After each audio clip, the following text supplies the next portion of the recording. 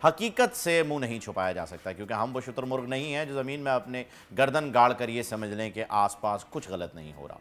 नाज़रीन, गज़ा में इजरायली वहशियाना बमबारी जारी है, जिसमें अब तक 4,500 से ज़ायद फ़लस्तीनी शहीद हो चुके हैं। मगर आज हम बात करने वाले हैं सोशल मीडिया प्लेटफॉर्म्स के हवाले से। जी हाँ, यूट्यूब, ट्विटर, टिकटॉक और फेसबुक ने तमाम गज़ा को सपोर्ट करने वाले अकाउंट्स को डीएक्टिवेट करना शुरू कर दिया है। नफरत अंगेज मवाद को हटाने के लिए फेसबुक ने 7 अक्टूबर से लेकर अब तक 7 लाख से ज़ायद वीडियोस और नफरत अंगेज पोस्ट को डिलीट किया है। यूट्यूब समेत दीगर सोशल मीडिया पर इजरायली जारियत की 8,000 से ज़ायद लाइव नशरियात को भी ब्लॉक कर दिया गया है। एक जानिब सोशल मीडिया प्लेटफॉर्म्स की जानिब से ऐसी कार्रवाइयां सामने आ रही हैं, तो दूसरी तरफ गजा पर इजरायली बमबारी में 12 साला फलस्तीनी यूट्यूबर ओनियल दूस शहीद हो गया है। ओनियल दूस की ख्वाहिश थी कि वो बड़े यूट्यूबर बने और उनके 1 लाख सब्सक्राइबर्स भी हो।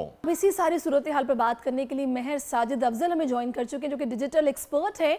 तो अस्सलाम वालेकुम Mahar Sajid, welcome to our show, good morning. वालेकुम सलाम। अच्छा महर, आई डोंट थिंक सो कि फर्स्ट टाइम है, हमने इससे पहले भी ये चीज़ देखी है और होती आई है। चूँकि ज़ाहिर है जिन ममालिक का कुछ असर रसूख है, ख़ास तौर पर मालिकान पर, इन जो सोशल साइट्स हैं इनके मालिकान पर, तो जब वो कोई ऐसी हरकत करते हैं कि जिस पर शोर उठता है या प्रोटेस्ट रिकॉर्ड कराया जाता है वर्ल्ड वाइड, तो ऐसा ही होता है कि अकाउंट्स लोगों के बंद होते हैं, वीडियोस हटा दी जाती हैं और अब एक बार फिर से ये सिचुएशन देखने में आ रही है। और वो कंट्रीज़ जो कि ह्यूमन राइट्स की बात करती हैं उनसे एक्सपेक्टेशन खैर हम नहीं रखते, लेकिन जो हो रहा है वो सबके सामने। आप कैसे देख रहे हैं इसको? देखिए सर, हमारे पास ये समझने की बहुत ज़रूरत है कि हम इस वर्ल्ड ऑर्डर में रह रहे हैं। ये वर्ल्ड ऑर्डर, वो जो 5 फातिहीन थे सेकंड वर्ल्ड वॉर के, ये उन्हीं का है और इसमें फातिहीन और मफ्तूहीन की दुनिया है। मैं इंटरसेप्ट की एक रिपोर्ट आपसे शेयर करता हूँ कि मैंने लिंक शेयर भी किया आपके टीम के साथ, कि 2017 के अंदर इंटरसेप्ट ने ये रिपोर्ट दी थी कि फेसबुक ने ऑफिशियली एक्सेप्ट किया है कि उन्होंने बहुत सारे अकाउंट डिसेबल किए हैं यूएस और इजरायली गवर्नमेंट के पुश करने के ऊपर। और उसके बाद यासिर अरफात की जो अल फतह पार्टी थी, उसका पेज डिलीट कर दिया गया था मार्च 2017 के अंदर, सिर्फ इस वजह से कि यासिर अरफात की एक पिक्चर लगी हुई थी उसके ऊपर जिस पे उन्होंने पिस्तौल पकड़ी हुई थी या बंदूक पकड़ी हुई थी। और फ़लस्तीनी ये कहते, 96% फ़लस्तीनी से जब ये पूछा गया कि आप सोशल मीडिया किस लिए इस्तेमाल करते हैं, तो उन्होंने कहा कि हम न्यूज़ के लिए इस्तेमाल करते हैं। तो इसका मतलब है कि फ़लस्तीनियों के जो अकाउंट ब्लॉक किए जा रहे हैं उनकी न्यूज़ तक एक्सेस भी रोकी जा रही है। तो it's alarming, it is sad. लेकिन मसला ये है कि जब हम लोग पोस्ट कर रहे होते हैं, हमें फेसबुक की कम्युनिटी गाइडलाइंस का नहीं पता होता, हमारे पास कुछ हमें जो है वो पोस्ट कर देते हैं लेकिन हम उसको डिफेंड नहीं कर पाते।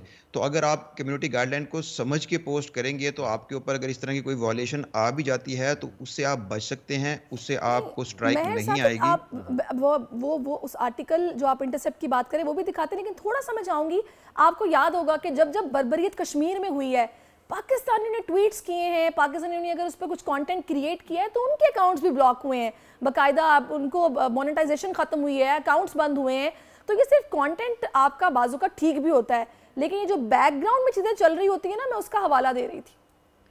ये 3 तरह के इसमें ना हम इसको कैटेगराइज कर लेते हैं। इसमें 3 तरह का कंटेंट आप ले लें। एक वो कंटेंट है जो कि बॉट्स, एआई बॉट्स जो है वो खुद ब खुद पकड़ते हैं।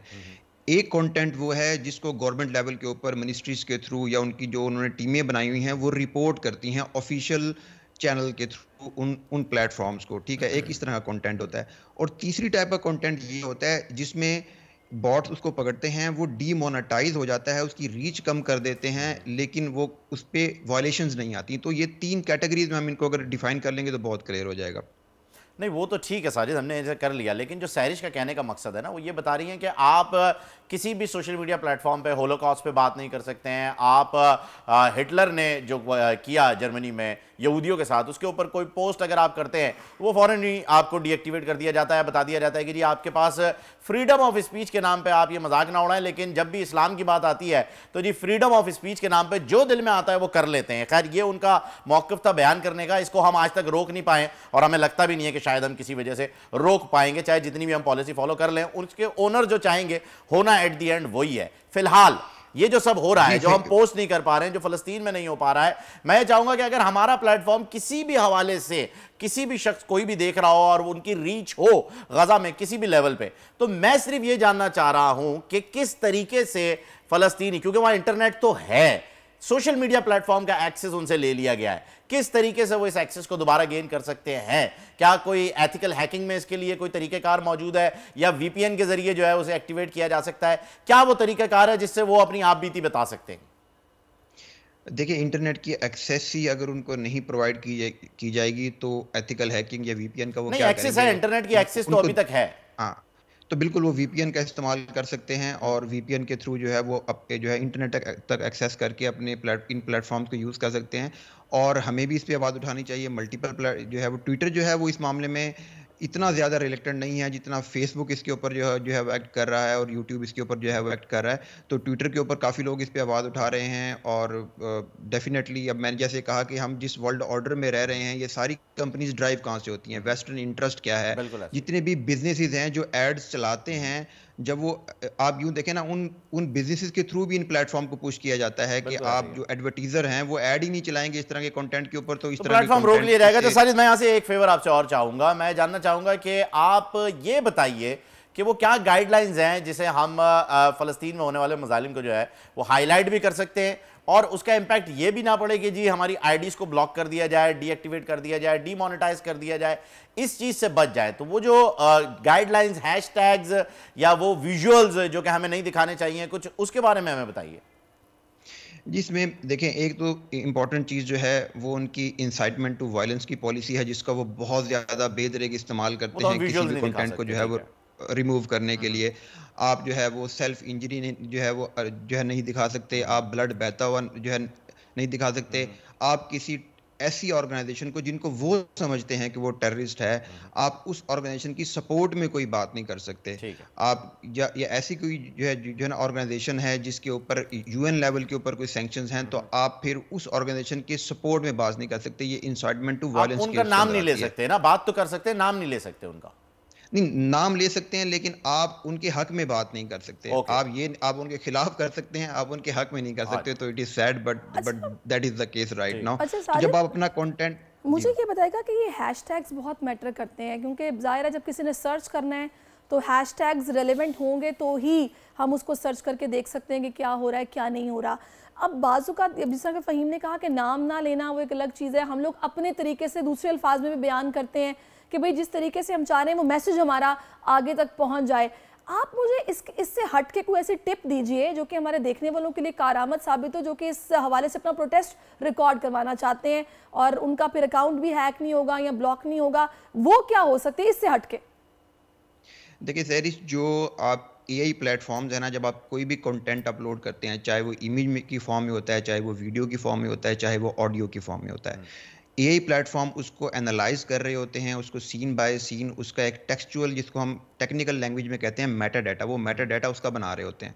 तो जो हैशटैग्स आप लगा रहे हैं, अगर वो हैशटैग्स आप लगाएं नहीं और आप उसको वीडियो में सिर्फ बोल दें, तो वो जो वीडियो का मेटा डाटा का पार्ट बन जाते हैं और वो सर्च में शो होना शुरू हो जाते हैं।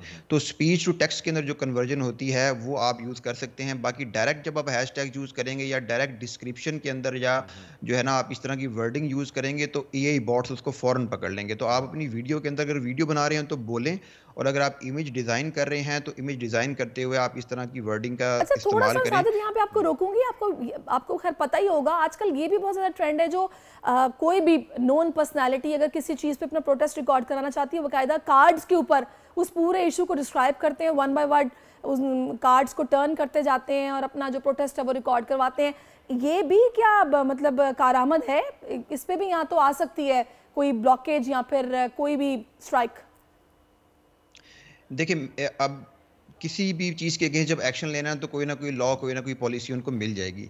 लेकिन आपके साइड पे क्या होना चाहिए? अगर कोई वायलेशन आती है आपकी साइड के ऊपर, तो आपके पास कम से कम ये राइट तो होना कि आप उनको जाके उन्हीं की पॉलिसीज़ के अगेंस्ट बताएं कि देखें ABCD पॉलिसी के अगेंस्ट मेरा कंटेंट जो है वो जेन्युइन है, आपने गलत स्ट्राइक दिया है मुझे या आपने गलत वायलेशन दिया। तो आपने सिर्फ अपनी साइड सेफ रखनी है, पोस्ट करते वक्त, ताकि आपका अकाउंट जो है वो डिसेबल ना हो जाए, क्योंकि जितनी ज़्यादा एक्सेस आपके पास होगी आप उतनी ही आवाज़ उठा सकते हैं उनके लिए। अगर वो एक्सेस का जरिया ही आपसे छीन लिया जाएगा तो फिर आप आवाज़ कहाँ से उठाएंगे? मैं तो यही जानना चाह रहा था पहले भी कि फिर हमें ये बताइए कि वो क्या चीज़ें, जैसे आपने एक बताया कि जी वायलेशन जो है वो आप नहीं दिखा सकते हैं, उसे आप ब्लर कर दें कि ब्लैक एंड वाइट कर दें कि रेड ब्लड जो है वो नहीं दिखना चाहिए, विजुअल्स ऐसे नहीं दिखने चाहिए, कोशिश करें अवॉइड करने की, अगर नहीं कर पाते तो ब्लर कर दें स्क्रीन। ये एक वायलेशन हो गई है जिसकी वजह से आपको ब्लॉक या डीएक्टिवेट किया जाता है। बाकी क्या वायलेशंस हैं? देखिए, आप इंसाइट ना करें किसी को ना, अपनी वीडियो बनाते वक्त किसी को इंसाइट ना करें। लोग ये कहें ना, ये वर्डिंग ना कहें कि जी आप जाके ये कर दें या वो कर दें, इस तरह की बातें ना करें वीडियो के अंदर। इसी तरह से जब आप इस तरह की बातें करेंगे तो वो डेफिनेटली उनकी वो पॉलिसी उसके ऊपर एक्टिव हो जाएगी कि इंसाइटमेंट टू वायलेंस की पॉलिसी एक्टिव हो जाएगी।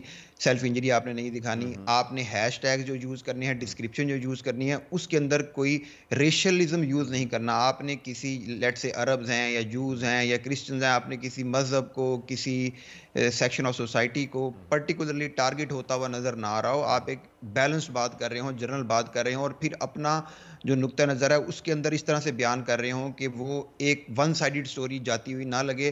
तो हाईली चांसेस हैं कि आपकी कंटेंट वो उसूल हैं, प्रिंसिपल्स हैं, इनको फॉलो करना पड़ेगा, तभी हम किसी भी इस तरह की ब्लॉकेज या स्ट्राइक से या डीमोनेटाइजेशन से हम बच सकते हैं। थैंक यू सो मच मेहर साजिद, आपने अपना कीमती वक्त हमें दिया, और कंटेंट कैसे हमें क्रिएट करना है कि वो हमारा जो मकसद है वो पूरा हो जाए, ये आपने हमें अच्छे से समझाया। सब्सक्राइब करें और बेल दबाएं ताकि कोई खबर रह न जाए।